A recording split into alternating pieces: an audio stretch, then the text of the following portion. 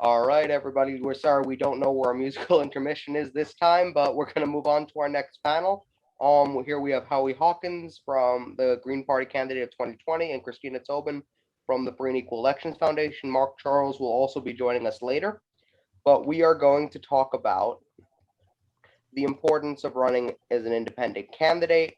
We're going to talk about all that stuff, but first I want you to introduce yourself. Howie, you want to go first? Sure. I've been a political activist and organizer since the 1960s.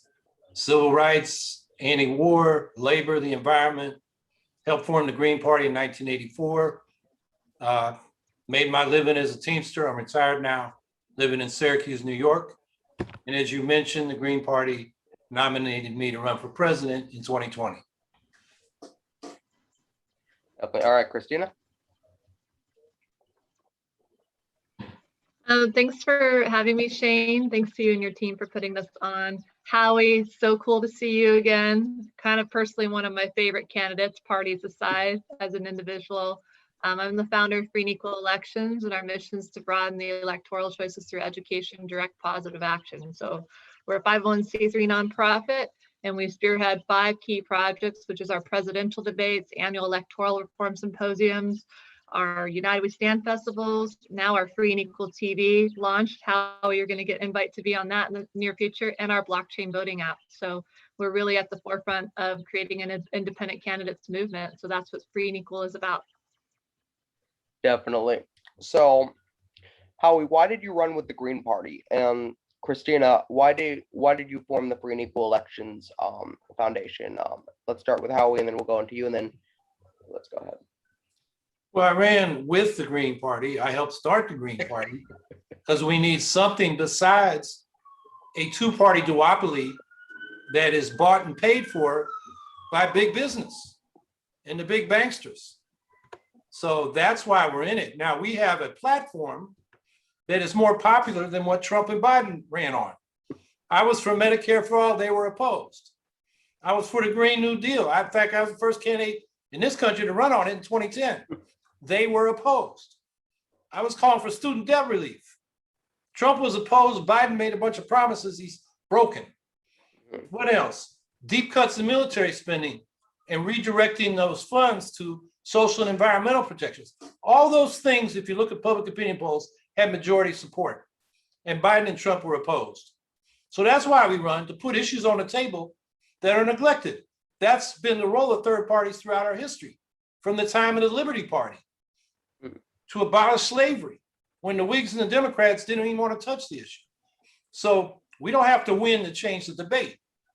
Everybody's talking about the Green New Deal now, and they watered it down and we're not satisfied, but that's how we make a difference. So that's probably the biggest reason. We also are able to recruit members by running independent because they get involved in an organization.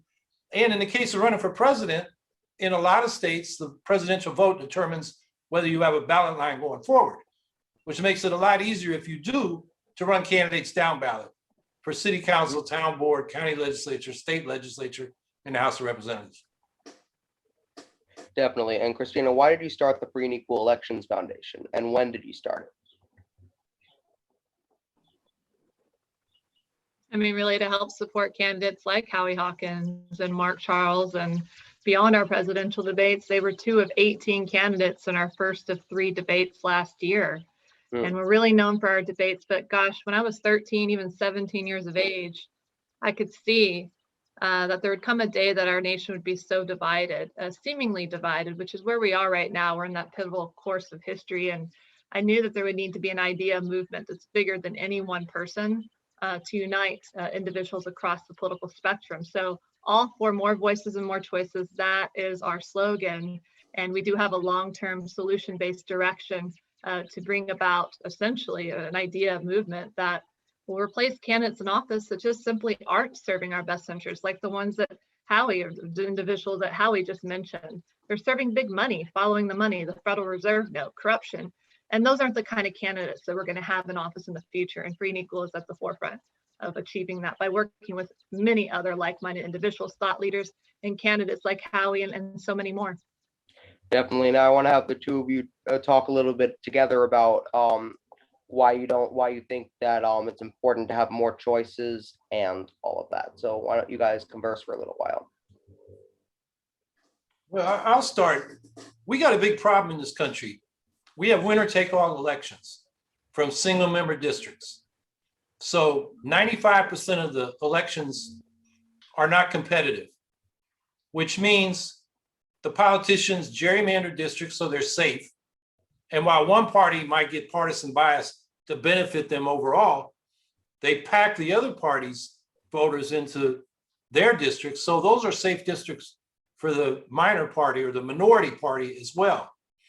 So if you're a Democrat in a Republican district, or a Republican in a Democratic district, or a Green or Libertarian in almost any district, you don't get represented. The winner takes all, which means we have a two-party system. The answer to that is proportional representation. Ranked choice voting from multi-member districts. It's called the single transferable vote in Europe. That way, every party gets its fair and proportional share of representation and power. What we have now is a system designed to keep the duopoly in power. And then when you come to single seat races, like running for president, it's winner take all. You got the spoiler problem.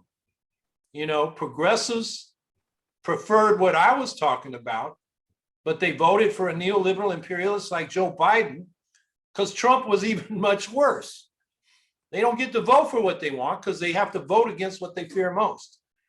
So I think that's the first thing we got to do. And the good thing is we got 5 more cities in the state of Alaska to adopt ranked choice voting in the last election.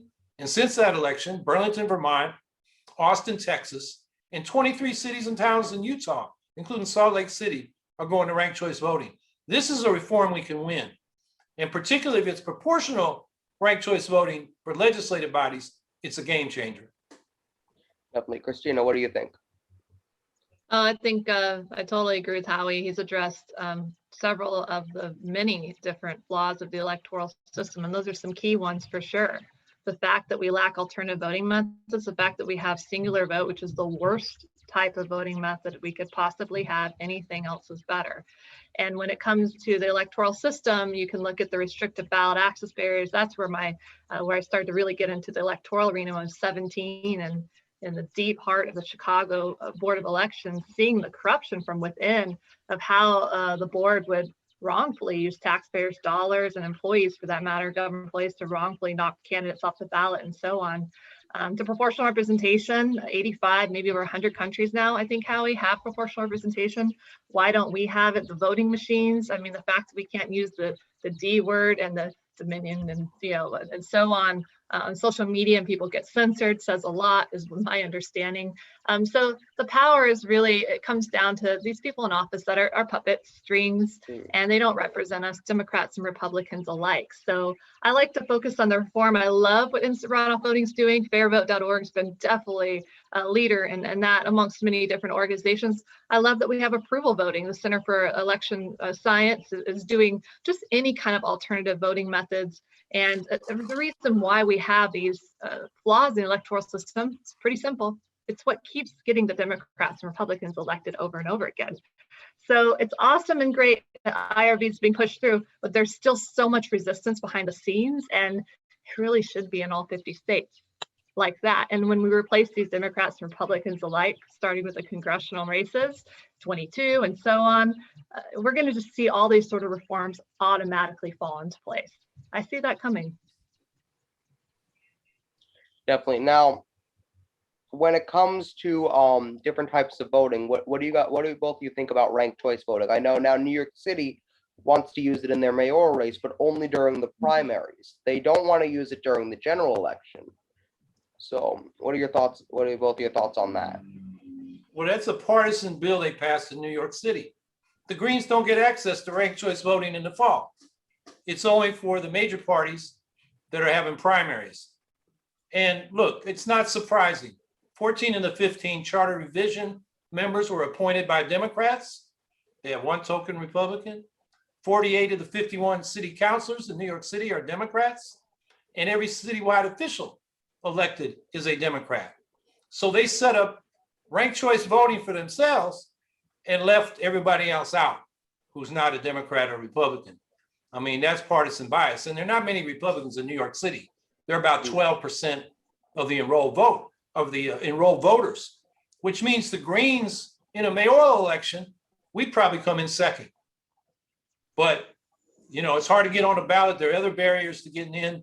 We're not running somebody this year, but that's what the Democrats are afraid of, because those issues I mentioned earlier that Biden was opposed to, Democrats know they're popular and they know the Greens stand for it. So this is a very biased law in New York City. Now, as far as the Democratic primary goes, it's good for that because they've had polls.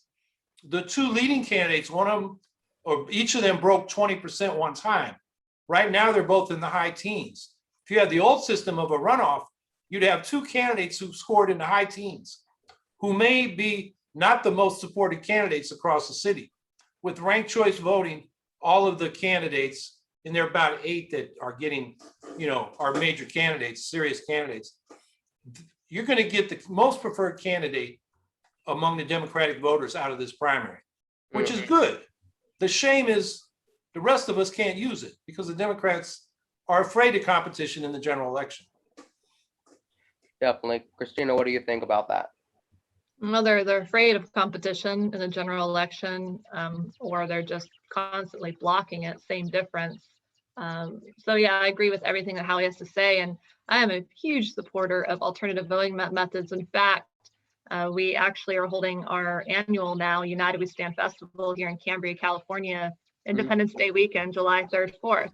And it goes into a bigger vision into 2024, which will be implementing our blockchain election assistant voting app into a presidential debate tour. You heard me, Howie. You think 3 stops is a lot last year. We're going to go up to 10 stops in 2024. So the United We Stand Festival, having thought leaders and artists and conscious individuals speaking, intellectuals like Howie, I'd love to have you out there if you are able to come in person. But to have these conversations and bring about solutions, the festival will be presenting every stop of the presidential debate tour in 2024.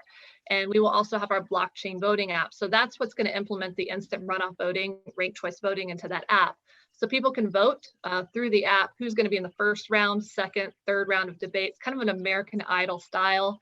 And I'll be co-moderating with thought leaders and celebrities and so on. So I'm a huge advocate for, and I think I would say most Americans would be, for any sort of better voting system, and definitely an advocate against, or more so maybe not being a support, that is, of the worst voting system that we have right now, a singular vote. So yeah, what Howie mentioned is just another act of selfishness. Both Democrats and Republicans, they've rigged the system. They've intentionally left independents out in the cold.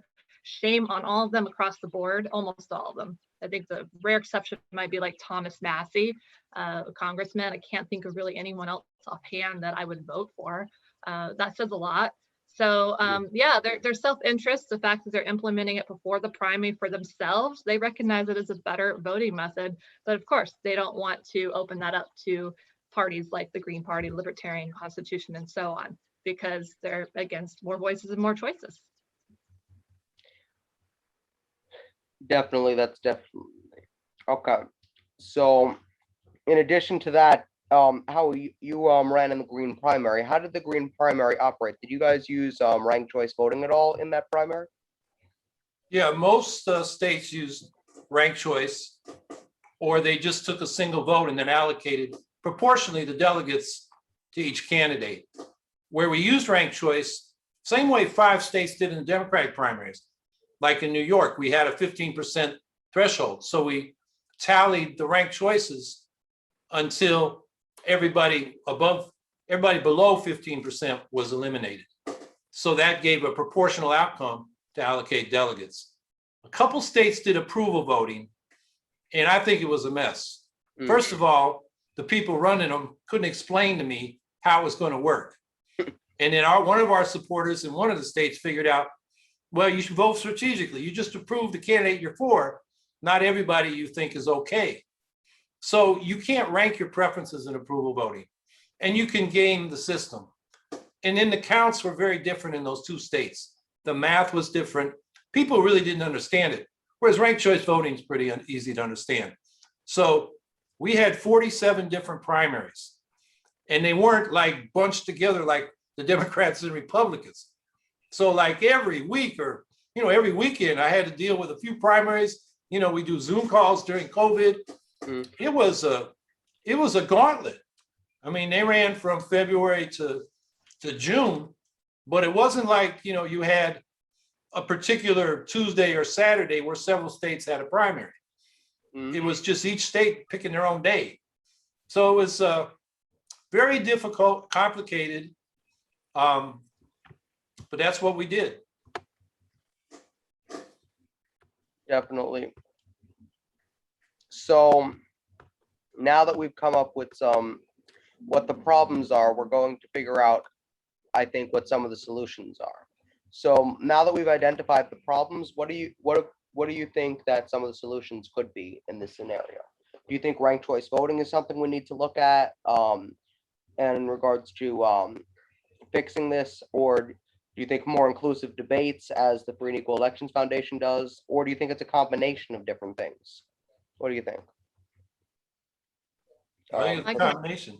Go ahead, Christina. Yes, a combination. I would say whatever the issue is. I mean, we've gone through this whole, marijuana, and now the government overtaking that. I can see in the marijuana industry that happening and not good to a certain extent. Though legalization is great. Decriminalization. You have the prison system, pharmaceutical industry, what's going on with the vaccine, whatever issue it is in the world that you are wanting to make better. I can tell you that the root of the problem, why we have these problems, said it many times, and I'll say it again for the rest of my life, is having the wrong people in office. There's people in office that are allowing these laws, a flawed judicial system. I mean, you can't trust the judicial system because they're appointed by the D's and R's. So until and when we replace them alike across the spectrum, that's when we're going to find that we're going to stop fighting against an old paradigm. All this fighting that we're doing, yes, it's playing a role, it's important, but gosh, Howie, I don't know about you. I'm all about going into evolution and technology, and not only having a blockchain ledger that can see what's real and what's not real, as in the kind of candidates that people are going to want to. I see people running that are not necessarily seeking to run for office, but are asked by their community to run for office. I see that happening through our platform, Free and Equal Elections, and all the many organizations we're bringing together. But also I see when these individuals, when we shine a light through the blockchain voting ledger, we're going to be able to do that not only beyond elections, but into technology as well, because that's another issue coming down the road very quickly, or already here for that matter. So definitely a combination of things. Do we need alternative voting methods? Absolutely. Presidential debates. I mean, Ralph Nader. I mean, that's when I met you, Howie, back in 2008, that brief little moment I was in the ground, much younger, in New York doing a petition turn-in, and you were just such an expert in helping guide me with that on the ground, knowing New York laws better than anyone. But what I learned from Ralph Nader and what he told me was that the most powerful tool the two-party system uses to create this false illusion that there's only two parties is the Commission on Presidential Debates. So that was really a spark, that moment, hearing that from Ralph Nader in 2008. And so, yes, that's one of many tools, might arguably be one of the more powerful ones, but it just depends. There's a lot of powerful tools across the board. And I'm happy to be playing my role and my duty, whatever I can do to make our nation a better way. And I hope I can inspire most, if not almost every other American to do the same as well. Yeah, I would say there are 4 areas we got to have reform. One is open debates. That should be linked to public campaign financing. If you get public money, you got to go to the debate. And the Democrats have a proposal in the For the People Act, HR1, S1, it's getting a lot of attention. They provide public funding. They say nothing about this debate farce, because the Commission on Presidential Debates is a private corporation jointly owned by the Democrats and Republicans. And it's designed to exclude anybody else. It's a farce in a so-called democracy. We talk about, state managed elections and say Russia. We got corporate managed elections here, and the two parties are bought and paid for by the corporation. So that's how we get open debates. We link it to public campaign financing. Of course, the Greens are critical. The thresholds to qualify are more than we can qualify, whereas we can qualify now for the primary matching funds and the presidential thing. There are a lot of good things in HR1 in terms of voting rights, but the fact that they did nothing about debates just tells you, where the Democrats are really coming from. So that's one. We need a federal standard for fair ballot access. John Conyers used to introduce a good piece of legislation called the Fair Ballot. Oh, wait, anyway, you can look it up. It was in the late 1890s, 1980s and 1990s. And it set a reasonable standard for ballot access. You want to run as an independent or a new party candidate for Congress? In many states, it's thousands or tens of thousands of signatures. In Georgia, it's 20,000, over 20,000. In Illinois, it's over 15,000. Indiana, it's over 40,000. This is ridiculous. You want to run as an independent for the House of Commons in the UK, it's 10 signatures. For Parliament in New Zealand, it's 2 signatures. For the House of Representatives in Australia, it's 50 signatures. For Parliament in Canada, it's 100 signatures. And here it's thousands or tens of thousands. It makes a farce of our democracy. If you can't have candidates on the ballot to have more choices, I mean, what kind of game are we playing here? So we need a federal law. That old Conyers bill should be the model. And then, yes, we need ranked choice voting. And there is a bill called the Fair Representation Act that Don Beyer of Virginia, Jamie Raskin of Maryland, and others have introduced that would require states to have multi-member districts electing the House by ranked choice voting so you get proportional representation. And then, of course, the presidential thing. We got this crazy electoral college where the loser, like Donald Trump, ends up winning. He almost won again in 2020. If a little over 23,000 votes in Arizona, Wisconsin, and Georgia had flipped from Biden to Trump, that would have been a 269 tie in the Electoral College. Under the 12th Amendment to the Constitution, it'd be a one state, one vote election in the House, and the Republicans had a majority of 26 of those delegations. So Trump still almost won, even though he lost by 4.1% of the popular vote, 7.1 million votes. So getting rid of the Electoral College requires a constitutional amendment, or at least that's one way. And then you could replace it with a ranked choice national popular vote. Now there is discussion now among the National Popular Vote Initiative Compact, where states have pledged to give their electoral votes to the popular vote winner. And when they get to 270 electoral votes, it'll go into legal force. Now people are trying to integrate ranked choice voting into that. Rob Ritchie, who was the leader of Fair Vote that Christina was talking about, has an article coming out in the Harvard Law and Policy Review about how to do this. Congress could do it by an act of Congress. And in the meantime, states could have a ranked choice voting compact and integrate that into the National Popular Vote Initiative. And that's like a 60, 70 page law review article if you really want to get into the weeds. Cut to break real quick. Mark is going to join us and we will be right back.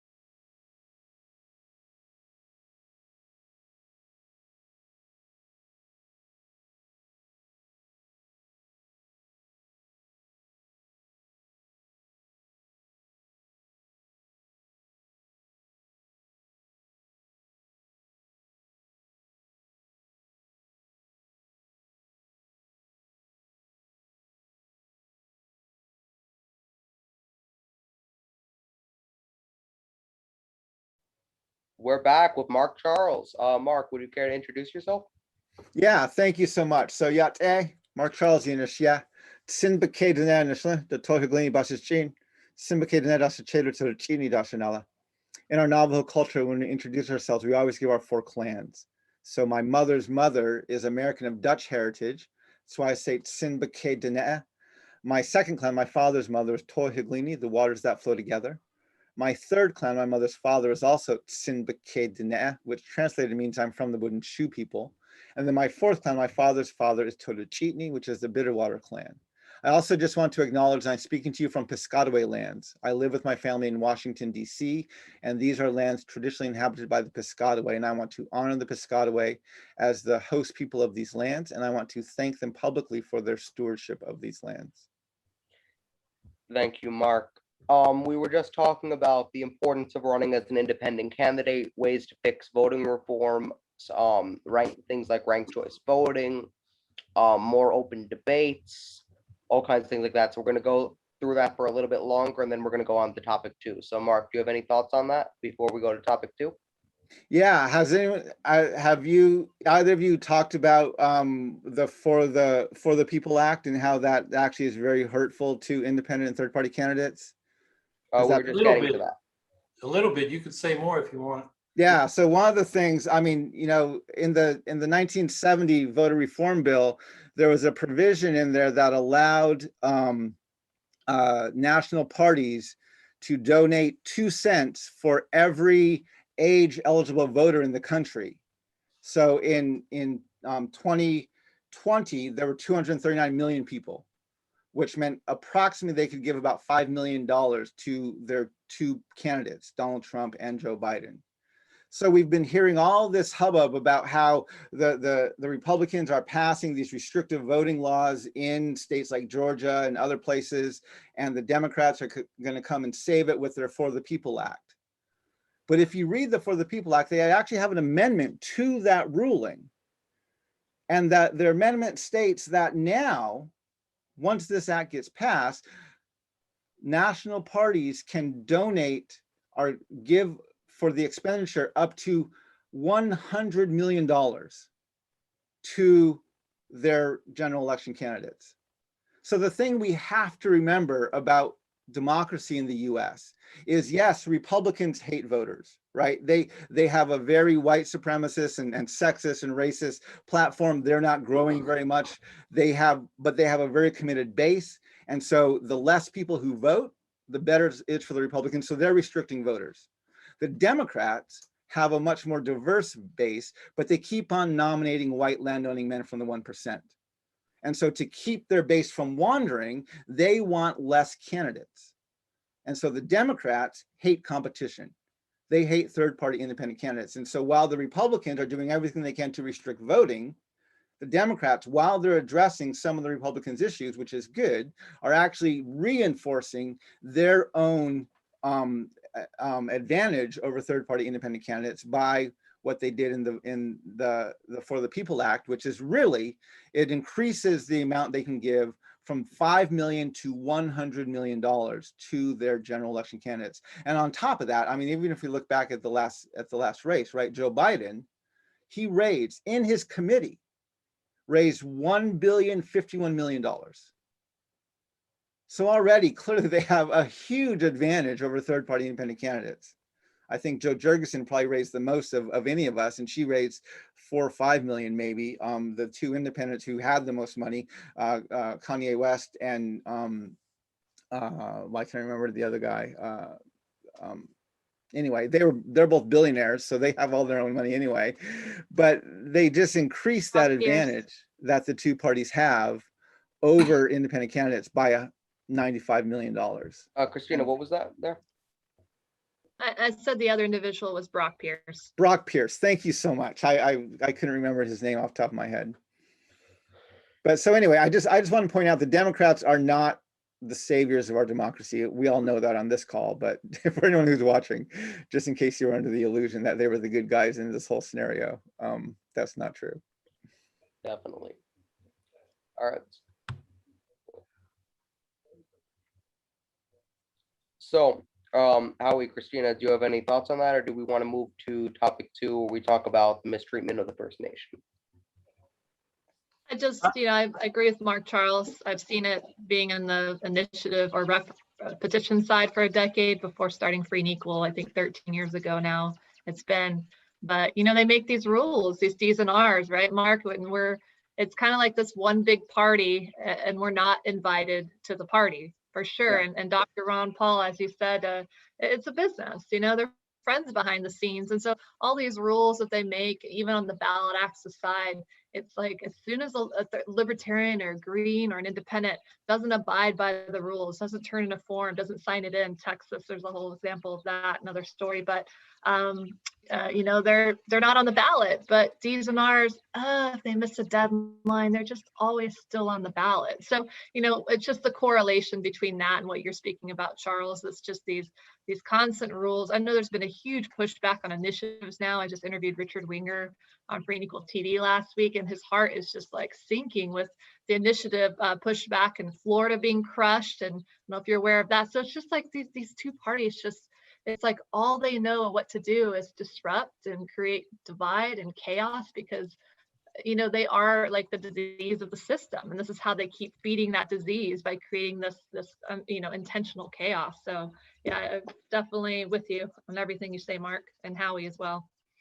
And what's interesting though is I've called this out on social media. I've tweeted it. I've done live streams about it. The press doesn't touch it, right? They don't touch it at all. Their whole narrative is the Democrats are saving the day with their For the People Act and won't touch at all this issue about how much money they can now give to their candidate over and above. And yeah, there's a lot else we can go on there, but I think that's what's also really fascinating is how the press really works pretty much in step with the two parties to keep the narrative going. Definitely. Now we're gonna have to move on to topic 2. So let's talk a little bit about the mistreatment of the First Nation, and breaking of treaties for both Biden and Trump, and all of that stuff. So we all know that the United States has many treaties with the First Nation, and they've broken pretty much all of them, and then they expect them to adhere to the treaty after they've broken it, as I think we spoke about off air, Mark. So do you want to kick off the conversation, Mark? Yeah, I mean, there's two things that I'm most concerned about. The first isn't necessarily only with Biden. It's with even this past summer, right? I've given live streams and talks on the Supreme Court cases and Ruth Bader Ginsburg. But this past summer, we had McGirt versus the state of Oklahoma. And basically Oklahoma was saying we've never treated the eastern half of Oklahoma as reservation land, and McGirt and the Creek Nation were saying no, it is reservation land.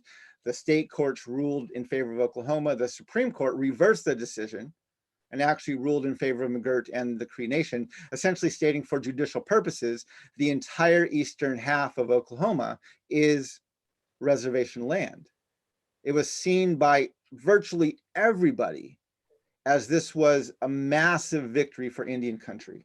But if we read the actual opinion, it was written by Neil Gorsuch, who actually is a very good judge regarding native issues. He was a judge in Colorado for a long time, a federal judge there, and dealt with many native issues and treaties there.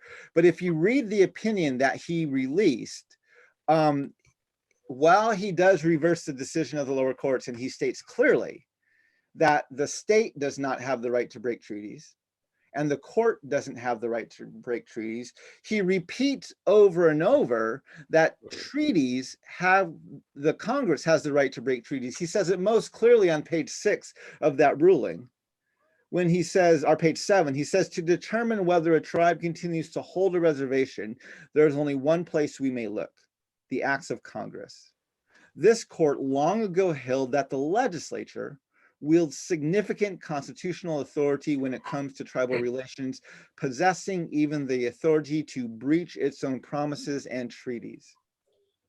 So literally the Supreme Court stating here that the Congress has the right to break a treaty. Now the problem with stating that, right, as Donald Trump learned when he broke a treaty with North Korea, that they're no longer bound by that treaty. And so they can go ahead and develop their nuclear weapons. And now Joe Biden is trying to get that under control.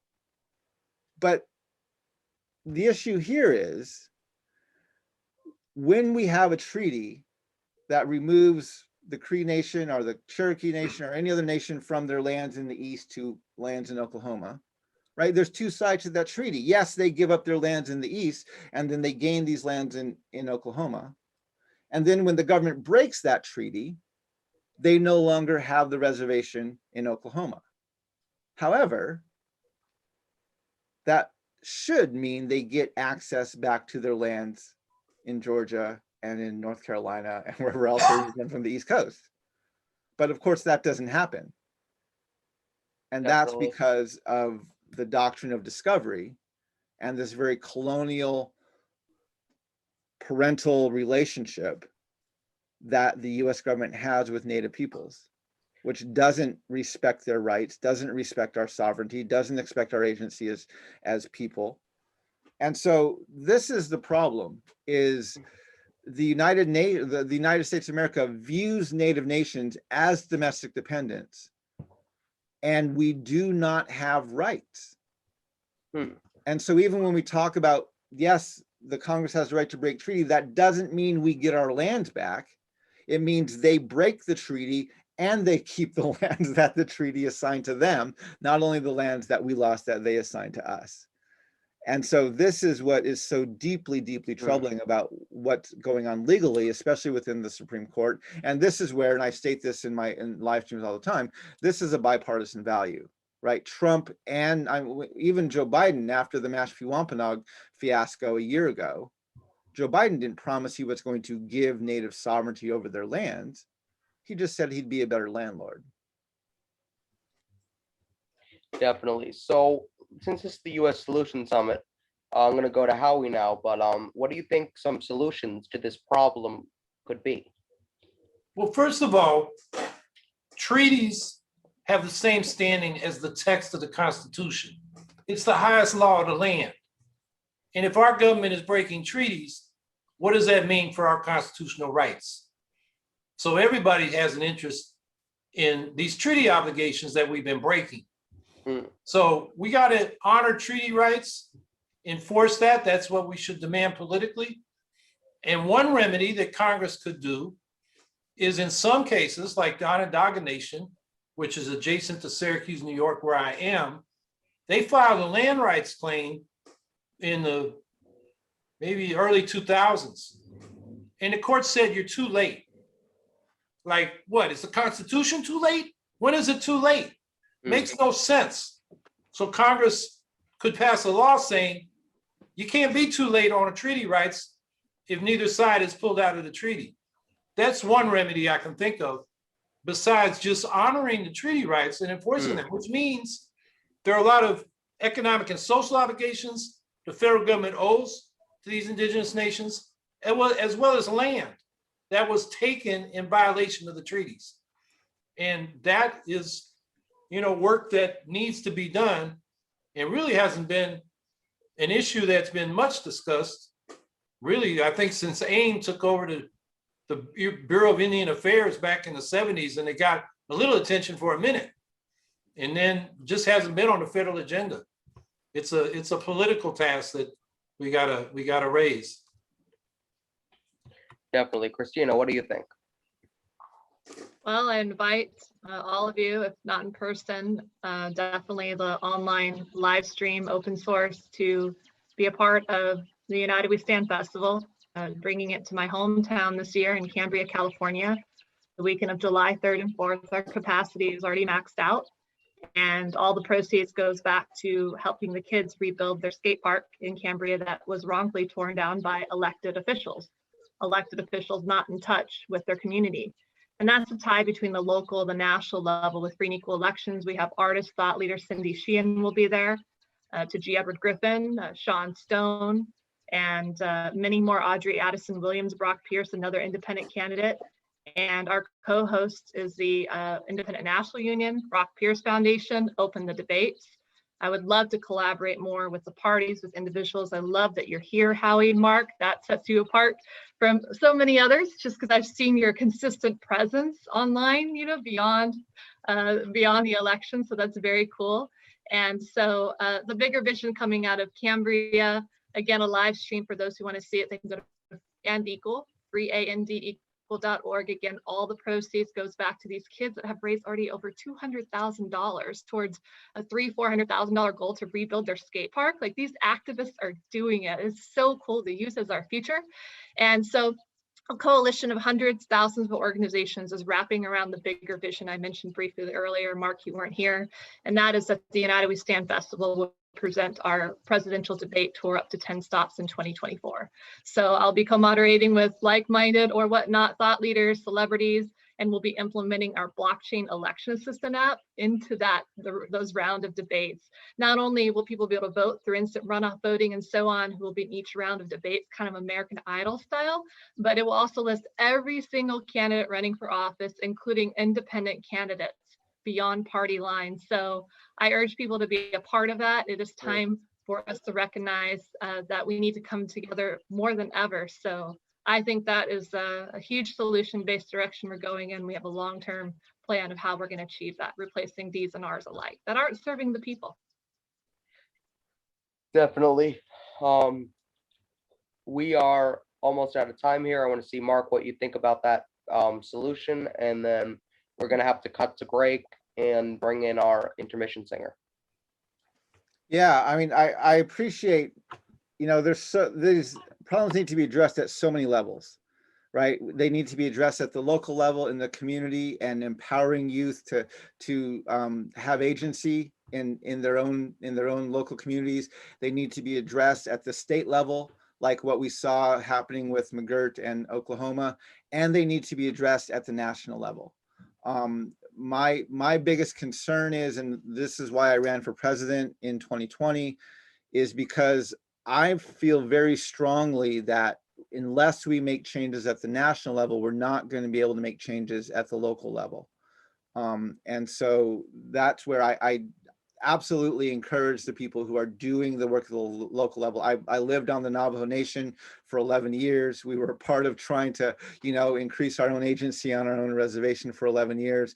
But then I moved to Washington, D.C. because I realized we needed to have someone engaging these with our national leaders at a national level. And so I get excited when I see people at all these different levels engaging and working and trying to move things forward. And I'm excited about the stuff you're talking about for the debates in the next round in 2024.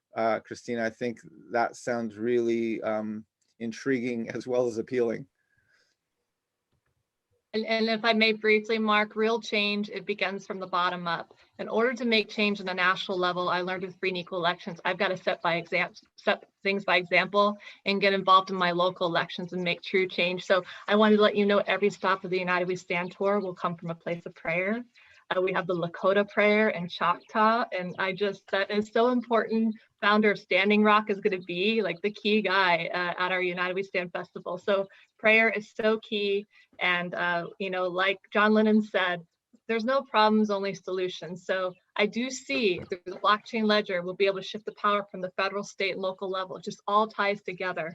It all ties together, Mark. So we're on the same page. Thank you for your work. I really appreciate both what you, Christina, and you, Howie, are doing. I see both of you pretty actively online, and it's great to see all the work that you're doing. Well, I love your spirit and Howie's as well. So thank you, gentlemen. I hope to have you there on the ground, but definitely into the tour. It'll be annual United We Stand. It may be even more. We'll see, but definitely build into 2024. All right. Thanks, Mark. Thanks, Christina. Thanks, Howie. We're going to cut to break, and we'll be right back with Lily Rose, our musical intermission.